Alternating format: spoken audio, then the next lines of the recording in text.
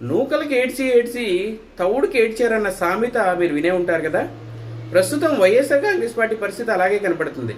మనం కానీ గమనించినట్లయితే మొదట వాళ్ళు అన్నది ఏంటంటే వై నాట్ 175, మొత్తం ఆంధ్రప్రదేశ్లో ఉన్న 175 స్థానాలకి 170 స్థానాలు మేము ఎందుకు గెలవకూడదు, గెలవబోతున్నాం అన్న విషయాన్ని వాళ్ళు చాలా స్ట్రాంగ్గా బల్లగుద్ది చెప్పారు.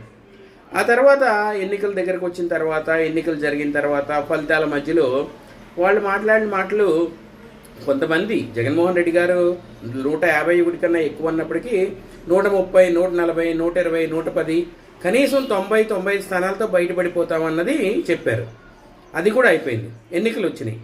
ఇప్పుడు ప్రతిపక్ష హోదా కూడా దక్కకుండా కేవలం 11 స్థానాలకు పరిమితమయ్యారు. ఇప్పుడు ప్రతిపక్ష స్థానం ఇవ్వండి, ప్రతిపక్ష హోదా ఇవ్వండి అని బతిమలాడుకునే పరిస్థితి వచ్చింది. అది వైఎస్ఆర్ కాంగ్రెస్ పార్టీ సిచ్యువేషన్.